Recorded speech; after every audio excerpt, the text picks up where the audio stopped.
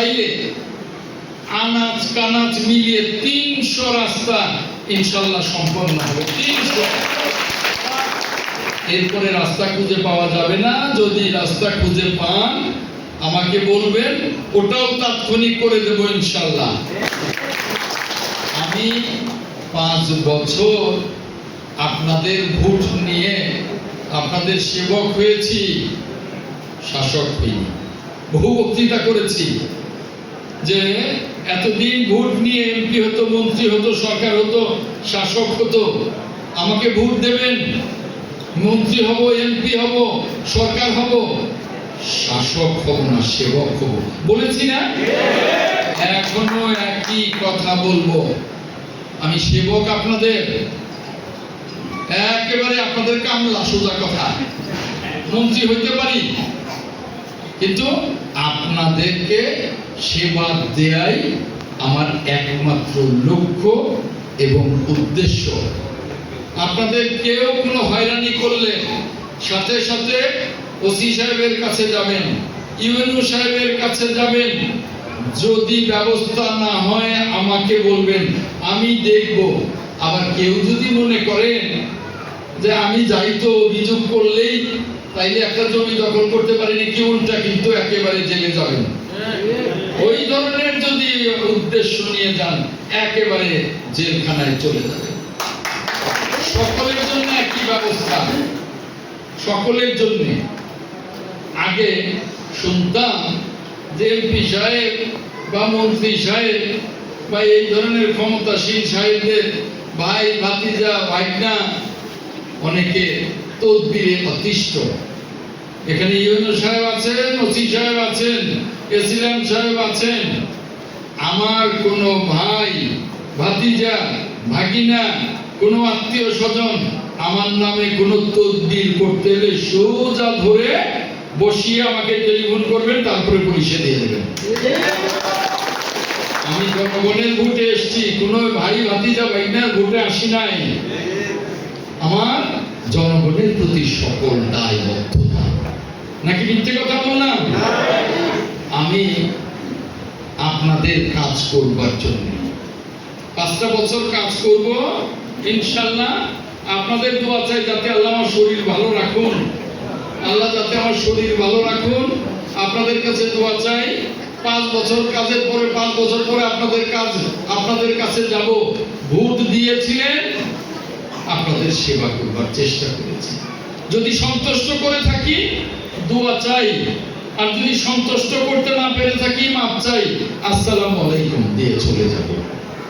কিন্তু আমার চেষ্টার কোনো ত্রুটি থাকবে না, আমার চেষ্টার কোনো ত্রুটি থাকবে না। আমার 10 টাকা এখান থেকে কমিশন নেওয়ার কোনো প্রয়োজন নেই। আমি আধো পেটা খেয়েও সুখে আছি। আমার মিসেস, আমার বাচ্চারা তদবির করতে আসবে না, ভুলেও তদবির করতে আসবে না। বরং আমার মিসেস, আমার বাচ্চারা বলে যে নির্বাচনের সময় তুমি তো অনেক প্রতিশ্রুতি দিয়েছ, আবার আমরা অনেক প্রতিশ্রুতি দিয়েছি। দেখো কখনো ভুলে যদি সখীপুর বাসাইলে যাই, কেউ যেন বলতে না পারে প্রতিশ্রুতি দিয়েছিলেন পালন করেন নাই, সব প্রতিশ্রুতি পালন করবা। এভাবে আমাকে নির্দেশনা দেন। তারা কোনো তদবিরের মধ্যে নেই, তদবিরের মধ্যে থাকবে না। আদবেটা কেউ সন্তুষ্টি আছি। রাব্বুল আলামিন আমাকে যথেষ্ট সম্মান দিয়েছেন। এখন দায়িত্ব কি? আপনাদের সেবা করা, আপনাদের সেবা করা। 5 বছর পরে কেউ যেন বলতে না পারে আমার বাড়ির সামনের রাস্তাটা 5 বছরে হয় নাই, আমার বাড়ির স্কুলটা 5 বছরে হয় নাই, আমার বাড়ির মাদ্রাসার বিল্ডিংটা 5 বছরে হয় নাই, আমার বাড়ির কাছের মন্দিরটা 5 বছরে হয় নাই, গির্জাটা হয় নাই, ইয়ের কাজটা হয় নাই, গোরস্থানের, শ্মশানের, সকল ধর্মের কাজ আমি করব। আমি মুসলমান, 5 ওয়াক্ত নামাজ পড়া মুসলমান, কিন্তু আমি এটা বিশ্বাস করি যে সকল ধর্মের মানুষ আমার কাছে সেবা পাওয়ার অধিকার রাখে। রাখে কিনা বলেন? রাখে। আমি সকল ধর্মের মানুষের ভোট পেয়েছি, আমি হিন্দুদের ভোট পেয়েছি, আমি জানি। আমি অন্য ধর্মের মানুষের ভোট পেয়েছি, আমার মুসলমান ধর্মের ভোট তো আমাকে দিয়েছে, কাজে আমি সকলের সেবা করব। এই সখীপুরে একটা সিট গত নির্বাচনে আমার কোনো নেতা কর্মী দেয় নাই, একটা সিট। আপনারা আমাকে ৬২,০০০ ভোট দিয়েছেন। আর কি চাই? ৬২,০০০ ভোট দিয়ে এমপি বানিয়েছেন, ৬২,০০০। আর কি চাই? আর কিছু চাই না। অনেক সম্মান দিয়েছেন, এখন আপনাদেরকে সম্মান দেয়া, আপনাদেরকে সেবা দেয়া, আপনাদেরকে কাজ করে দেওয়া দায়িত্ব এবং কর্তব্য আমার। আমি করব, বিনিময়ে বলবো না কাজটা করে দিলাম আবারও ভোট দিয়ে না। বিনিময়ে শুধু বলবো দোয়া করবেন, ৫টা বছর যেন সেবা দিতে পারি, তারপরে বলবো দোয়া করবেন, আসসালামু আলাইকুম।